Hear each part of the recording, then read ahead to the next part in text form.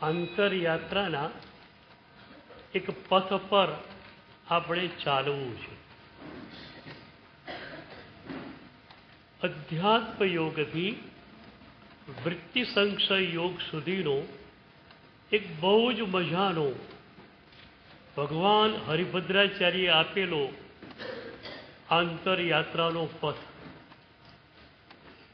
કોઈ પણ આંતરયાત્રાનો પથ હશે, સ્વાનુભૂતિની વાત તો કેન્દ્ર સ્થાને રહેવાની જ છે.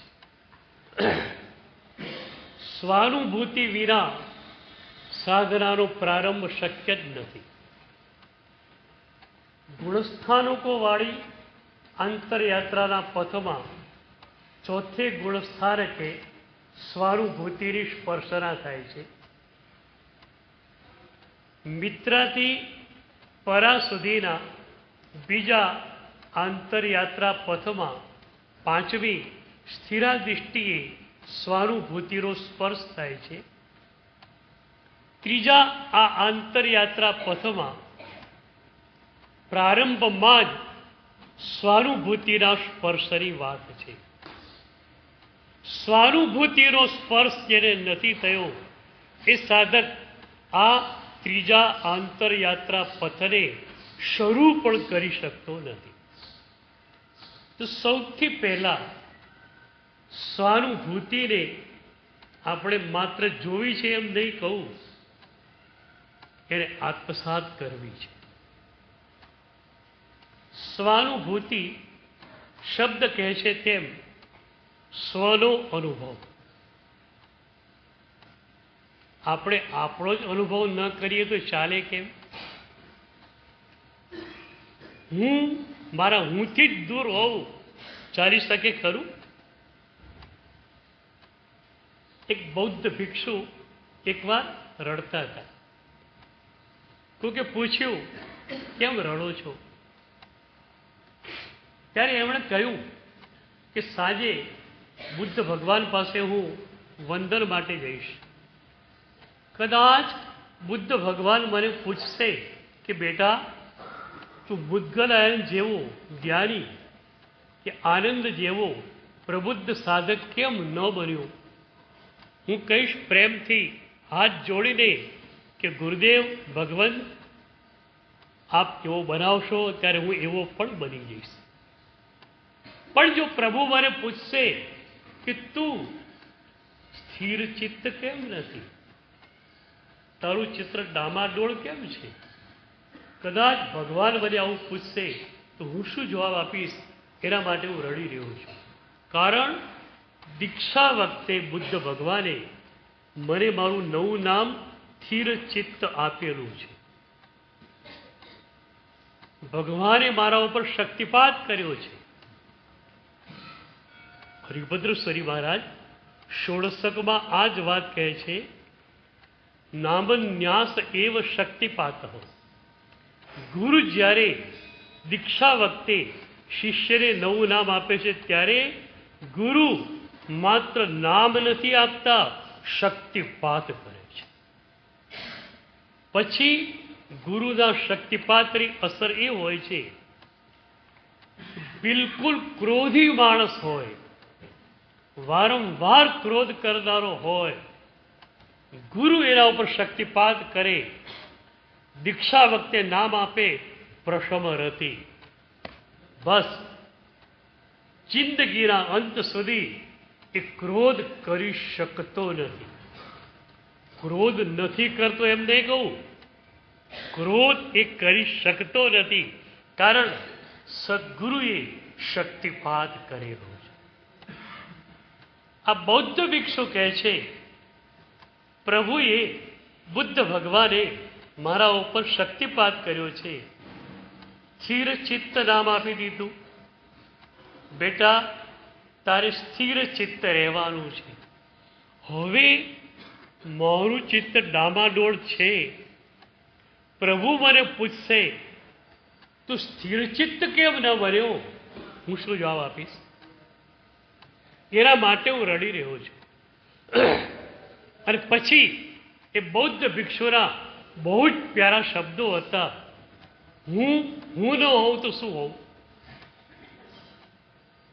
હું સ્થિર ચિત્ત છું. હું જો સ્થિર ચિત્ત ન હોઉં તો શું હોઉં? આ એક પીડા છે. હું ન હોઉં તો શું હોઉં? આ પીડાનો સ્પર્શ થઈ ગયો, સ્વાનુભૂતિની યાત્રા ચાલુ થઈ જશે. બીજું કશું જ કરવાનું નથી. તમારે તમારા હુંને અનુભવવાનો છે. હું કોણ? તમે કોણ છો ખબર છે તમને? તમે આનંદ ઘન છો. 300 વર્ષ પહેલા આનંદ ઘન જે થયા એ જુદી વાત છે. તમે બધા જ આનંદ ઘન છો. આનંદનો એક અજસ્ર ફુવારો તમારી ભીતરથી નિરંતર ઉડી રહ્યો છે. કેવી વિડંબના છે! આનંદનો ફુવારો નિરંતર જેની ભીતરથી ઉડી રહ્યો છે, એ સાધક વિષાદ ઘન હોય, પીડા ઘન હોય, ચાલી શકે ખરું? તમે આનંદ ઘન છો જ, સવાલ જ નથી. પ્રભુ તમને આનંદ ઘન કહે છે. આ આનંદ ઘનત્વ એ તમારું હું. તમે આનંદ ઘન ન હો તો શું હો? મારે તમને પૂછવું.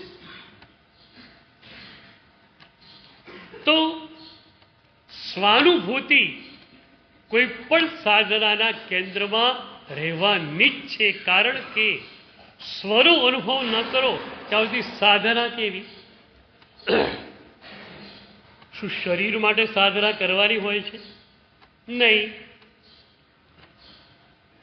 સાધના માત્ર અને માત્ર આત્મનિર્મલીકરણ માટે છે. હું બનું એના માટે જ બધી સાધના છે. અને સ્વાનુભૂતિના શિખર ઉપર તમે પહોંચી ગયા. You have not to do anything absolutely. તમારે કશું જ કરવાનું નથી. સિદ્ધ ભગવંતો સ્વાનુભૂતિની શિખર દશામાં પહોંચી ગયા અને માત્ર અક્રિય રૂપે બેઠા છે. They have not to do anything absolutely. સ્વાનુભૂતિથી જ સાધના શરૂ થાય છે. સ્વાનુભૂતિથી જ સાધનાની શિખરાનુભૂતિ છે. એ સ્વાનુભૂતિને આપણે અહીંથી મેળવીને જવાનું છે. લોકમાન્ય તિલકે ઘોષણા કરેલી સ્વરાજ્ય મારો જન્મ સિદ્ધ અધિકાર છે. બ્રિટિશરોને હાંકી કાઢીશ અને મારા દેશમાં મારું રાજ્ય હું સ્થાપીશ. તમારે કહેવું છે સ્વાનુભૂતિ એ મારો જન્મ સિદ્ધ અધિકાર છે. સ્વાનુભૂતિ નહીં મળે ત્યાં સુધી હું જંપીશ નહીં. પ્રભુની પાસે પણ માત્ર એક જ પ્રાર્થના કરો, પ્રભુ મારે જોઈએ માત્ર અને માત્ર સ્વાનુભૂતિથી. એનાથી ઓછું મારે કશું જ નહીં જોઈએ. હું ઘણી વાર કહું છું, પ્રભુ પાસે માંગવું એટલે મળે એમ નહીં.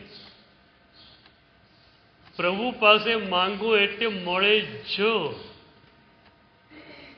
આજે પ્રાર્થનાની શક્તિ માત્ર ભારતમાં નહીં, યુરોપ અને આફ્રિકાના અંધાર ઘેરા ખંડોમાં કામ કરી રહી છે.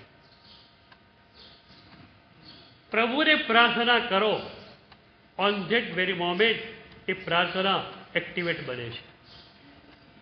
અહીંયા પ્રભુને પ્રાર્થના કરી, એ પ્રાર્થના હાર્ટીલી હોય, હૃદયના ઊંડાણથી નીકળેલી હોય, એ જ ક્ષણે એ સક્રિય બને છે, સાકાર બને છે. પ્રાર્થના કેટલી ઝડપથી કામ કરે છે એની વાત કરું. તમે સ્વિચ ઓન કરો, પંખો ફરફરી ઉઠે કે લેમ્પ જલી ઉઠે, એમાં પણ વચ્ચે પ્રતિ સેકન્ડ લાગે છે. પ્રાર્થના ઓન ધેટ વેરી મોમેન્ટ સક્રિય બને છે. તો જીરાવના દાદાના ચરણોમાં આપણે આવ્યા છીએ. દાદાને કેવું છે, દાદા સ્વાનુભૂતિ લીધા વિના હું તારી પાસેથી જવાનું નથી. બાળક મારી પાસે આવે કોઈ વિશેષ દિને, બર્થડેના દિવસે, માં ગિફ્ટ તૈયાર જ રાખે ને. હું તો કહી દઉં તમારે માગવાનું પણ નથી. પ્રભુ કહે છે લે બેટા સ્વાનુભૂતિ લઈને જા. He is ever ready. દાદા તૈયાર છે, મારે તમને તૈયાર કરવા છે કે દાદાના દાનને તમે ઝીલી શકો. કેમ ભાઈ? અમે લોકોએ દાદાના એ દાનને ઝીલ્યું તો શું દાદાને કોઈ ભેદભાવ છે? એ યશો વિજયને આપવું બીજાને નહીં આપવું? અને ભેદભાવ હોય તો દાદા દાદા તરીકે બેસી ન શકે. પ્રભુ તૈયાર છે તમને બધાને સ્વાનુભૂતિ આપવા માટે. તમારે જોઈએ નહીં, જોઈએ જો મસ્ટ. સ્વાનુભૂતિ વિના મને હવે ચાલી શકે જ નહીં. આ વાત પર તમારે દ્રઢ બનવું પડશે. તો સ્વની અનુભૂતિ કેમ થાય? બરોબર, કરવી છે એ નક્કી થઈ ગયું. સ્વાનુભૂતિ જ જોઈએ, બીજું કાંઈ જ નહીં. તો સ્વની અનુભૂતિ થાય સી રીતે? દેવચંદ્રજી મહારાજે અભિનંદન સ્વામી ભગવાનના સ્તવનમાં પ્રારંભમાં જ બહુ જ મીઠડી પ્રસ્તુતિ આપી. શું મજાનો કાવ્યાત્મક પ્રારંભ છે. ક્યું જાણું ક્યું બની આવશે અભિનંદન રસરીત. મને ખબર નથી કે પ્રભુનો પરમ રસ હું કઈ રીતે પી શકીશ. સ્વાનુભૂતિ એટલે પ્રભુનો પરમ રસ. ઉપનિષદો સ્પષ્ટ કહે છે રસો વૈસ. રસ માત્ર એક જ આ પ્રભુનો પરમ રસ છે. એ સ્વાનુભૂતિ, બીજા બધા જ કુચ્ચા. ક્યું જાણું ક્યું બની આવશે અભિનંદન રસ રીત. પરમાત્માનો રસ મને સી રીતે મળશે? અને પછી મજ્જાની પ્રસ્તુતિ આવી. પૂદગલ અનુભવ ત્યાગથી કરવી જસુ પરતીત. દેવચંદ્રજી મહારાજ સાહેબ પ્રતીતિના અનુભૂતિના માણસ છે. જેણે પોતે અનુભૂતિ કરી હોય ને એની અભિવ્યક્તિમાં જે બળ હોય છે ને, એ બળ સામાન્ય વ્યક્તિની અભિવ્યક્તિમાં ક્યારે પણ નથી હોતું. દેવચંદ્રજી મહારાજની અભિવ્યક્તિ સ્પર્શે છે કારણ અનુભૂતિથી ભીની ભીની બનેલી એ અભિવ્યક્તિ છે. તો સ્વાનુભૂતિ માટેનો, પ્રભુના પરમ રસ્તે ચાખવા માટેનો મજાનો માર્ગ આપે છે. પૂદગલ અનુભવ ત્યાગથી કરવી જસુ પરતીત. ચાલ ભાઈ, પૂછે છે દેવચંદ્રજી મહારાજ, સ્વાનુભૂતિ જોઈએ, ચાલ અભિયાન આપી દઉં. ના એન્ડ હિયર. ઉધારીનો ધંધો વળી ક્યાં કરવો સાહેબ? સી રીતે? તો મજાનો માર્ગ આપ્યો, એકદમ સરળ.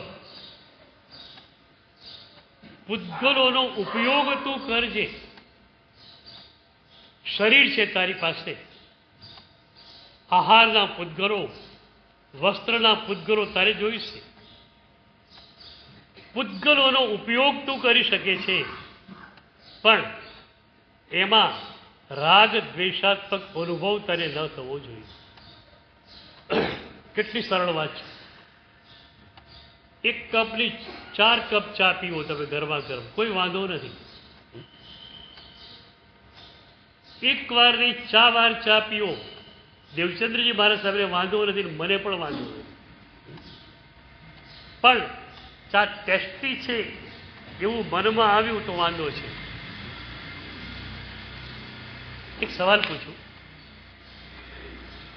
અત્યારે નવકારસિંહ માટે જશો, ચા કોણ પીશે તો મને કહો. ચા તમે પીશો કે શરીર પીશે? ડિવિઝન પાડતા શીખવો હોય. ચા કોણ પીશે? You have not to take the tea. તમારે ચા પીવાની નથી. હું ચા પીવા લાગીશ ને ત્યારે આ વસ્તુ હશે. મારું શરીર ચા પીતું હશે, હું દ્રષ્ટા ભાવમાં હોઈશ. એક સાધુ ગોચરી વાપરીને બહાર આવે એટલે તમે પૂછો શું વાપર્યું સાહેબ? એ મને કંઈ યાદ નથી. પાત્રમાં મુકાયું હશે, વપરાઈ ગયું હશે, યાદ નથી. બરોબર? વાપર્યું આણે શરીરે, એને પૂછો, મને શું પૂછ્યો છે?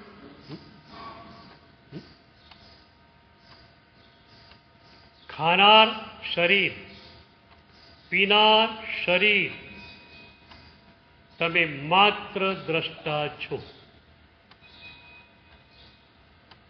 માત્ર અને માત્ર દ્રષ્ટા તમે છો. ખાનાર શરીર, ચા પીનાર શરીર તમે જોનાર.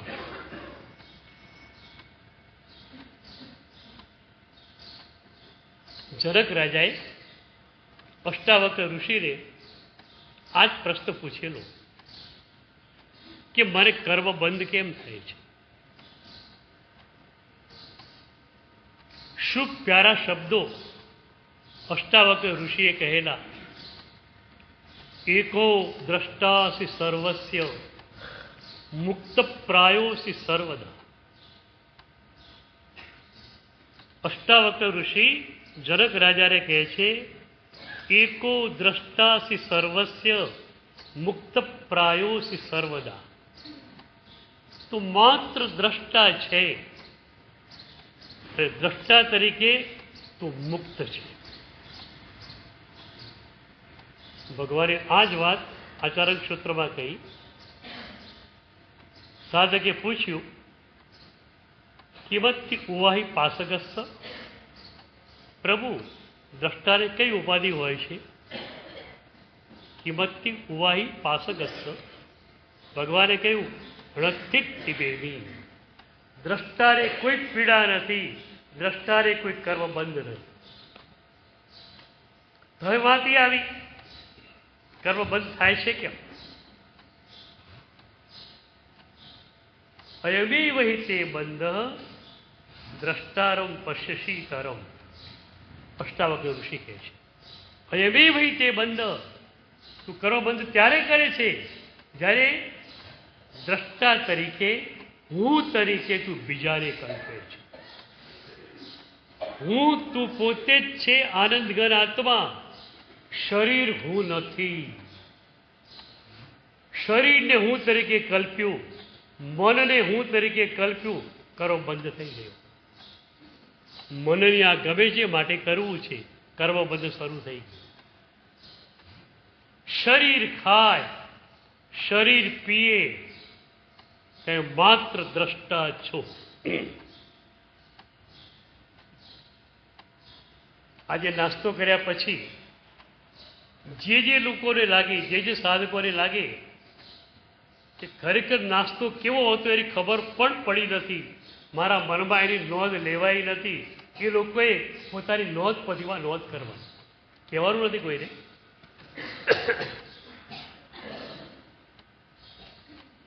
મૌન તો તમારી પાસે છે જ.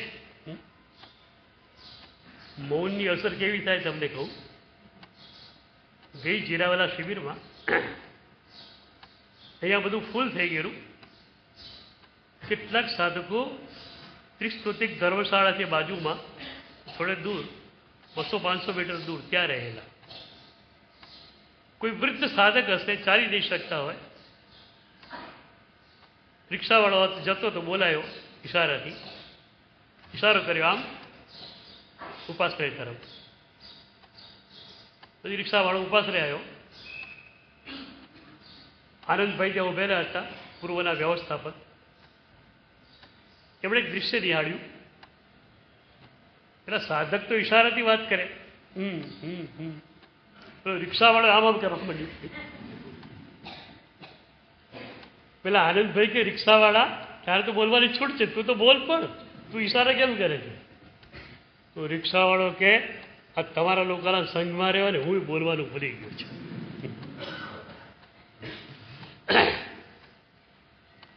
આ આર્ય મૌન તમારી પાસે છે. એક જ વાત પર આજે તમને લઈ જાઉં છું. તમે માત્ર દ્રષ્ટા છો. જે ક્ષણે દ્રષ્ટા બન્યા તમે એક ક્ષણે મુક્ત. જે ક્ષણે દ્રષ્ટા અને શરીર તરીકે કલ્પ્યું, દ્રષ્ટા મન તરીકે કલ્પ્યું, કરો બંધ ચાલુ. સાધકની તો ભાષા કેવી હોય, તાવ આવેલો હોય ને તો શું કે આ શરીરને તાવ આવ્યો છે. કોને તાવ આવ્યો? ભાઈ તને તાવ આવ્યો છે, તું આનંદ ગણ, તું ઓરું જયારે અમર છે. રોગ તારામાં આવવાનો છે ને. સિદ્ધ ભગવાને ત્યાં આવે છે. આપણી નિર્મળ ચેતના સિદ્ધ ભગવાન જેવી જ છે. તમે માત્ર દ્રષ્ટા છો, કરતા નથી. વૈભાવિક જગતના કર્તા તરીકેથી આજે રિઝાઇન થવું છે. બોલો, સહાનુભૂતિ હમણાં આપી દઉં તમને. વૈભાવિક તમામ કાર્યકલાપમાંથી કર્તૃત્વને કાઢી નાખવું છે. ક્યાંય તમે કરતા નથી. શરીર ખાતું હોય તો ભલે ખાય, શરીર પીતું હોય તો ભલે પીએ, શરીર ઊંઘતું હોય તો ભલે ઊંઘી જાય, તમારે જાગતા રહેવાનું છે. આજે યોગિક પરિભાષામાં એક નવો શબ્દ આવ્યો છે, કોન્શિયસ સ્લીપ. કોન્શિયસ સ્લીપ, જાગૃત નિદ્રા. બહુ મજાની વાત છે ત્યાં કે ભાઈ ઊંઘી કોણ જાય? જે થાકેલ હોય તે ઊંઘી જાય. શરીર થાકે છે તો ઊંઘી જાય. કોન્શિયસ માઇન્ડ વિચારો કરીને થાકી છે તો ઊંઘી જાય. તમારે ક્યાં થાકવાનું છે, તમારે ક્યાં ઊંઘવાનું છે? You have not to sleep. અને આ જ લયમાં ભગવાને કહ્યું, મૂળીનો સયા જાગરંતી. સુત્તા અમૂળી, મૂળીનો સયા જાગરંતી. મારો સાધક, મારી સાધિકા સતત જાગૃત છે. કારણ પ્રભુ આ લયમાં કહે છે, તેનું શરીર ભલે ઊંઘ્યું તો જાગૃત છે.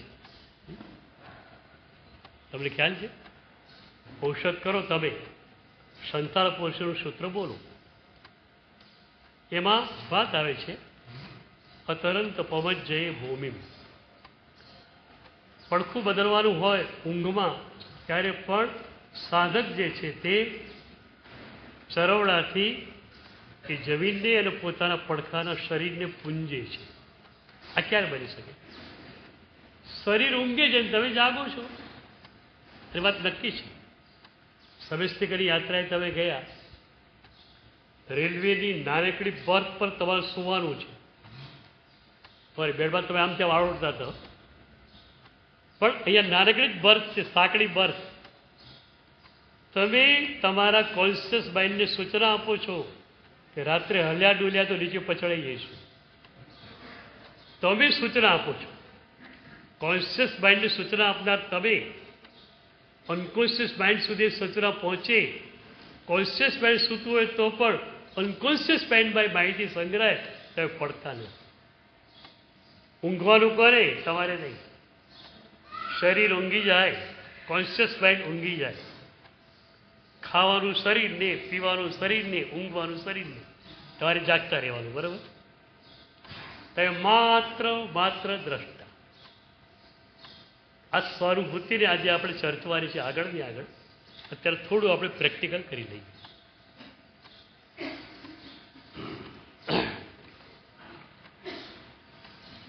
હિન્દી ભાષી સાધકોની અનુકૂળતા ખાતર ધ્યાનાભ્યાસની કોમેન્ટરી હિન્દીમાં આપું છું. આંખે બંધ, શરીર સ્થિર, रीढ़ स्पाइनल कॉर्ड बिल्कुल सीधी, टट्टा,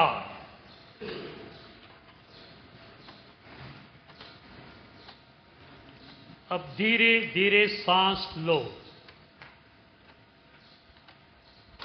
और धीरे धीरे सांस छोड़ो.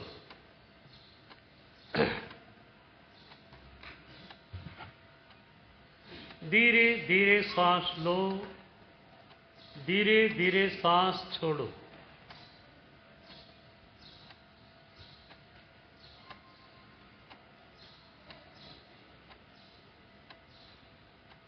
इस प्राणायाम को हम द्रव्य प्राणायाम कहते हैं.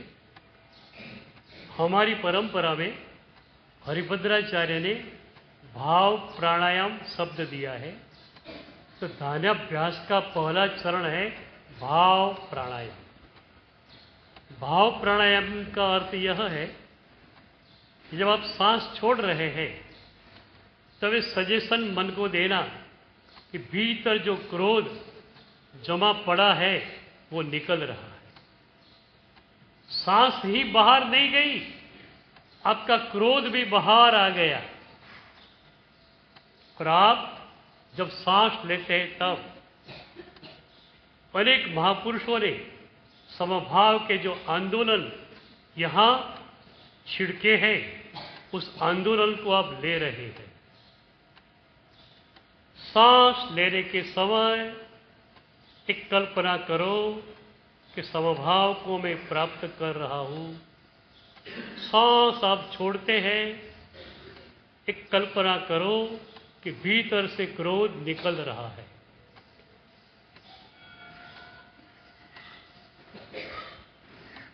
थोड़ी देर इसी चरण का अभ्यास. धीरे धीरे सांस ले रहे हैं. रिदमिकली अब तक सांस लयबद्ध तरीके से आप नहीं ले रहे थे. ये सांस लेने का और छोड़ने का लयबद्ध तरीका है, एक रिदम.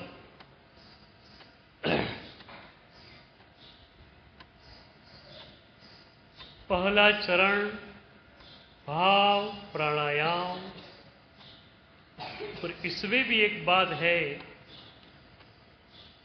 शरीर सांस ले रहा है, शरीर सांस छोड़ रहा है. आप सिर्फ इस प्रक्रिया के दृष्टा हो, आपको कुछ नहीं करना है. शरीर सांस ले रहा है और सांस लेने के समय समभाव के आंदोलन आपको मिल रहे हैं. शरीर सांस छोड़ रहा है, क्रोध भीतर से निकल रहा है. आप इस प्रक्रिया के दृष्टा हो.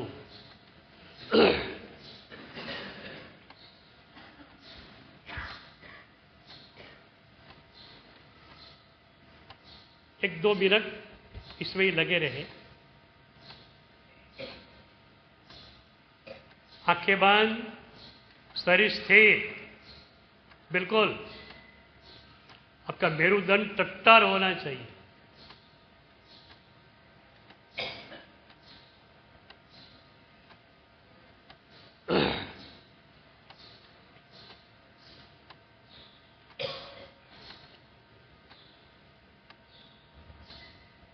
इस भाव प्राणायाम से विकल्पों पर थोड़ा सा नियंत्रण हो जाता है. अब मन को साध कर विकल्पों को हटाकर स्वानुभूति में हमें जाने का है. तो दूसरा चरण भाष्य जाप का है। एक मंत्र का आंदोलन पूरे इस खंड में फैल जाएगा और फिर इस आंदोलन के सहारे आपको आगे बढ़ना है। मैं जो मंत्र बोल रहा हूं आपको दोहराना है।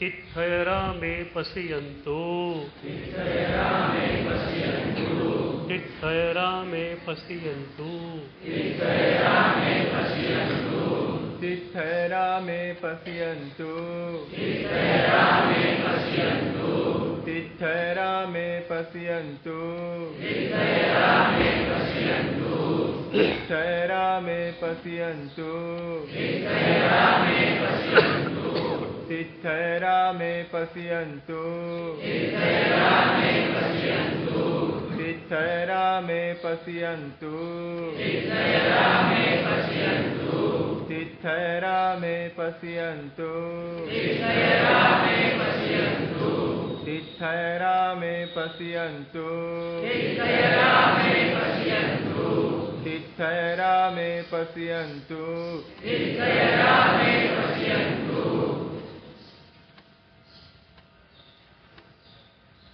इस मंत्र का अर्थ है तीर्थंकर भगवंतों का प्रसाद मेरे पर उतर ही रहा है, मैं उस प्रसाद को झेल पाऊं। इस खंड में प्रभु का प्रसाद अभी बरस रहा है और प्रभु के इस प्रसाद को समभाव के रूप में आपको प्राप्त करना है। भाष्य जाप दूसरा चरण था, अब तीसरा चरण है मानस जाप।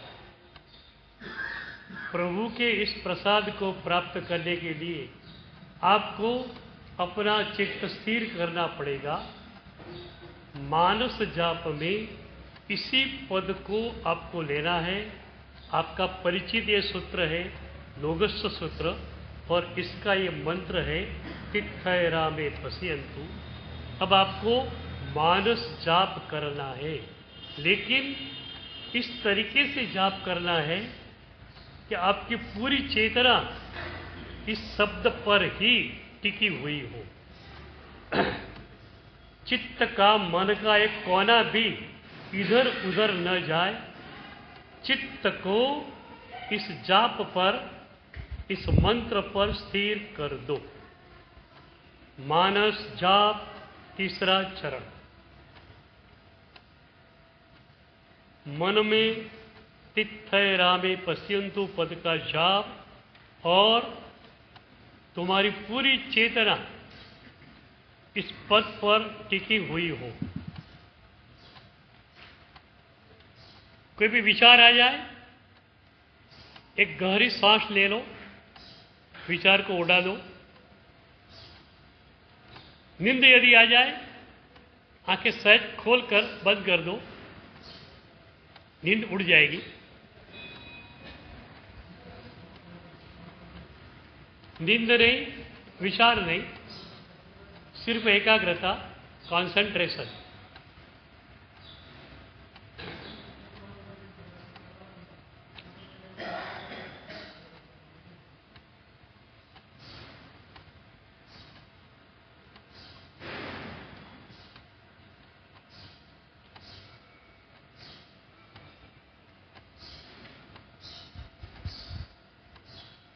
ये तीसरा चरण बहुत ही महत्वपूर्ण है। चौथे चरण में ध्यानाभ्यास आएगा, लेकिन ये तीसरा चरण यदि व्यवस्थित हुआ है तो ही चौथा चरण आपको ठीक ठीक बैठ जाएगा। पहला चरण था भाव प्राणायाम, दूसरा चरण था भाष्य जाप और ये तीसरा चरण है मानस जाप। चेतना को स्थिर कर दो। शरीर को तो स्थिर कर दिया था, आपके पूरे उपयोग को, आपके पूरी चित्त को इस मंत्र पर, इस बिंदु पर स्थिर कर दो। इसको हम आलंबन ध्यान कहते हैं। एक मंत्र का आलंबन तो है ही, मंदिर में परमात्मा के रूप का आलंबन होता है, यहाँ प्रभु के शब्द का आलंबन हुआ। तीसरा चरण है आलंबन ध्यान और चौथा चरण निरालंबन ध्यान का आएगा।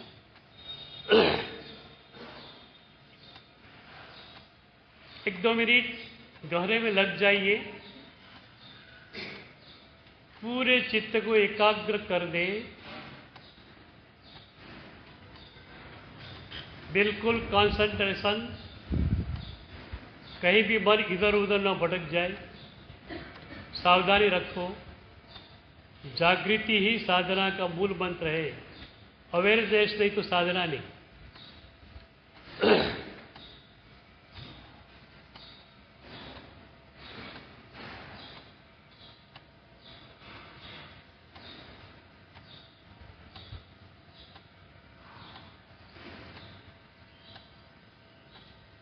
और अब चौथा चरण ध्यानाभ्यास।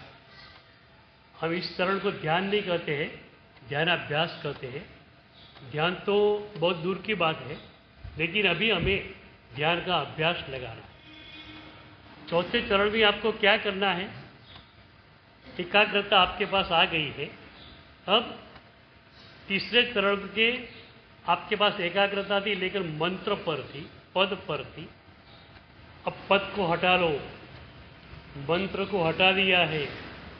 अब विचार भी नहीं है, मंत्र भी नहीं है, खुद आप अकेले हो और आपके गुण है, समभाव आपका गुण है। उस समभाव की अनुभूति करनी है। सामायिक हम करते हैं समभाव की अनुभूति के लिए। इस चरण आपका जो बैठ गया पूरा, तो आपका सामायिक, आपकी ये प्रभु की दी हुई अमृत क्रिया बहुत ही ठीक ठीक हो जाएगी। तो मंत्र आपके पास नहीं है, अब विचार भी नहीं है, चित्त एकाग्र हुआ है। उस चित्त की एकाग्रता को समभाव में स्थापित करो। सिर्फ समभाव का अनुभव। तुम शांत हो, प्रशांत हो। अशांति तुम्हारी घटना है ही नहीं, वो तो चंचल मन की घटना है, कॉन्शियस माइंड की घटना है। तुम तो आनंद से सरोबार हो, तुम बिल्कुल बिल्कुल बिल्कुल प्रसन्न हो, शांत हो। अशांति कॉन्शियस माइंड में, अब तुम जागृत हो गए, तुम बिल्कुल शांत हो, प्रशांत हो। इस गहरी शांति का अनुभव करें।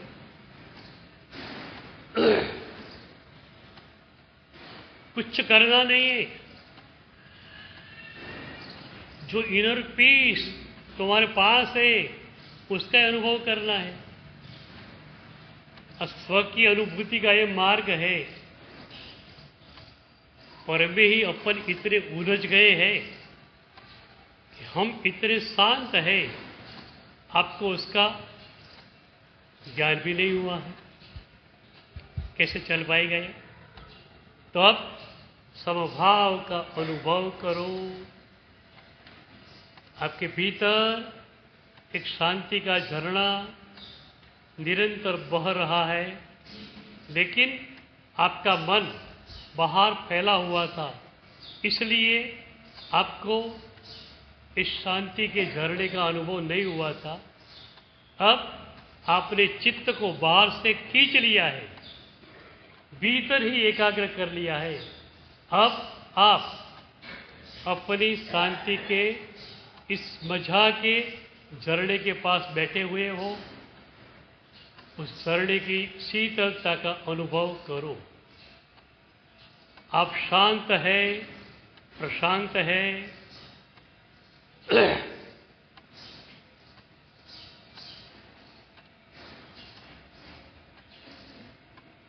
मेंटल पीस के लिए भी हमें कहीं बाहर नहीं जाना है।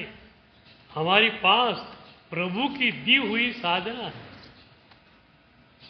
ये पूरी की पूरी साधना प्रभु ने दी हुई है। ऐसी अमृतमय साधना अपने पास है।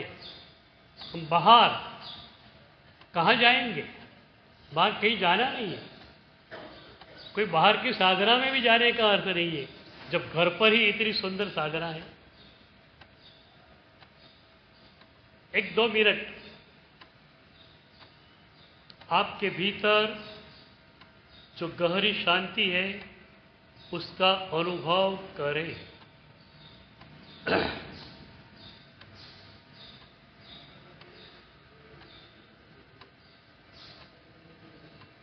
एक बात आपको समझा दूं, अभी शांति का अनुभव न हो तो अभी चल पाएगा, लेकिन आपको इतना ख्याल रखना है कि आपका मन कोई भी विचार में चला न जाए। विचार न हो, कोई मंत्र न हो, कुछ भी आपके पास न हो, इसलिए आपका मन भटक न जाए।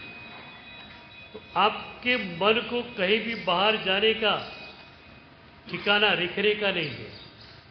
इतना आप कर सकते हो कि आपका मन बाहर कहीं भी न जाए।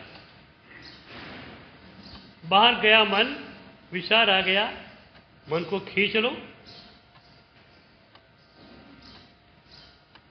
और गहरी शांति का अनुभव हो तो करें। मैं मानता हूं आज शाम तक तो आपको 5 ध्यानाभ्यास हो जाएंगे। आप जरूर जरूर आपके भीतर रही हुई शांति का अनुभव करेंगे ही। सिर्फ 1 मिनट मैं बोलूंगा नहीं, आप सिर्फ अपने भीतर रही हुई शांति का अनुभव करें।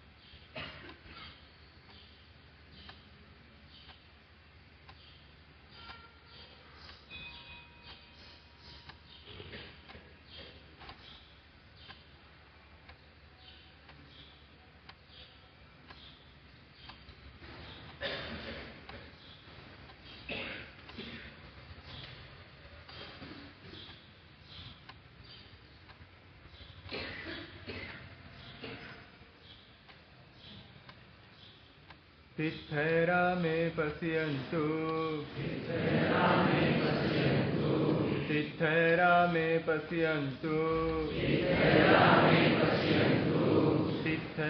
मे पश्यन्तु। आंखें खोल सकते हैं। Pachukkan